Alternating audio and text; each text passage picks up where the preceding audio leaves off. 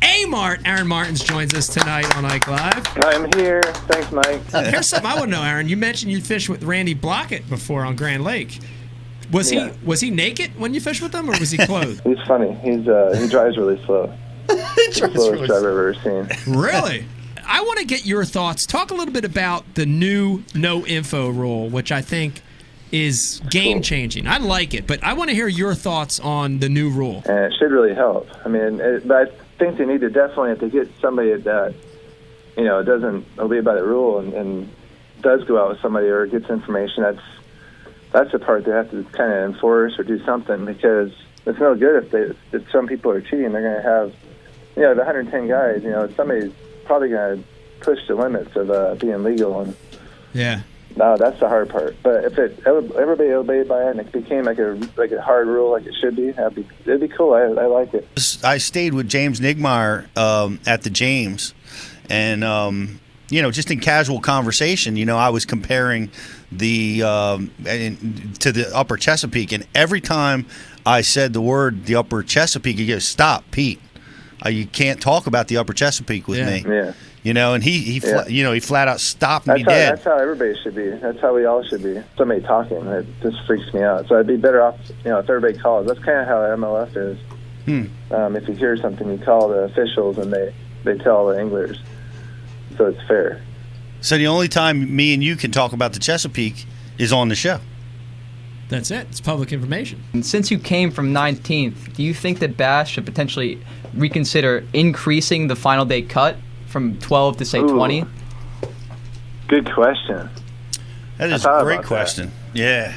I think they should. It's kind of neat fishing 50 the last day. I mean, I don't know if everybody would like it, but it's kind of definitely different. Or top 25 or something, 50 cut and then go to 25 instead of 12. I like that. I think there's nothing wrong with that. I like it too. I like it. I think it gives more of a wow factor to the last day. Yeah. Where somebody can come from behind. Yeah. Now, from a coverage perspective, though, they'll hate it. Right. JM will hate Cameras. it. Right, because of the cameras. Did they fish full numbers all the way to the end? They fished it right through, and it was amazing to me because I felt, as Mike cleans up the broken glass I just smashed all over the studio, and it really allowed anglers to showcase their abilities to adjust to conditions, and like Aaron just did, win a tournament from deep into the field. Hey, Mike, let's talk about you. I mean that. I know. What are you thinking? What do you mean? I know you're going to try to win St. Clair, and you're definitely capable of doing it.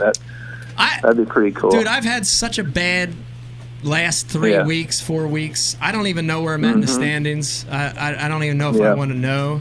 I think I'm in the 60s, maybe 70s. I don't even know. Yeah. No, you're not that bad. Yeah. I'm not that bad. So I got to go to St. Clair. I got to try to get into the top 50, right? I got to at least make the AOY championship. So that's a goal. Top 20 maybe? A top 20 or a win at St. Clair would be great. A win would definitely move you in. Top 20. It gets harder as it goes on through the year too. I noticed. Yeah, I mean, I think I could have been there real easy. I think I'm in a position where had I been in the top 20 or 30 in points, I would have fished St. Clair.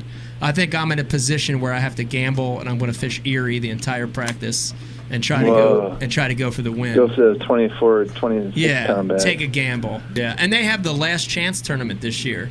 So the guys that are out of the Classic make that last event, and the winner of that event that's the lake I camped at. will get into the Classic. On that lake. Fished it like four days in a row. My camping on it. Yeah, really cool. Yeah, it happens to be on the lake that we fished for Major League Fishing before. So it's good. Are you in the AOY hunt after this tournament, Aaron? No way, dude. That's the first cut I've made in 2 seasons. That's the first 12th cut I made, and I didn't really technically make the cut because I was in 19th place. Right. But technically I kind of did make the cut. But I won first. That's the first one I made in 2 seasons. So I haven't done anything. I've been in the 20s and 30s and consistent in a lot of them, but that's it.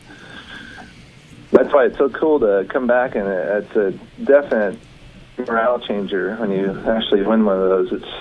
You hope it keeps going. And, that's how I was the last time I won before that last one. So I don't know. I feel good though. I was practicing on the James River when I was listening to the weigh-in. You were leading it, right? You led first day? Day 2, I led it, but dropped day 2. Dropped to 6th, unfortunately. But we should have asked you what happened, and we didn't get to you. I'm curious. Hey.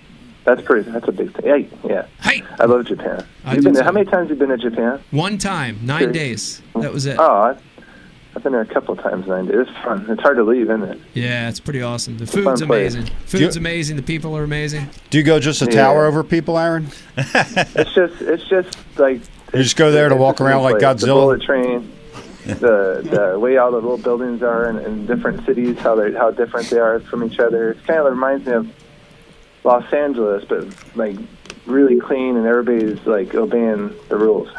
Who would win in a fight? A submarine or a spaceship? Damn. Submarine, maybe? Cold fronts? I don't know. That's a tough one. Cold fronts all around?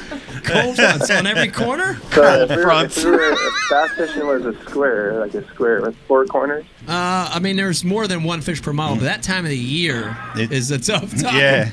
Yeah. It's a tough That's what time. it seemed like. You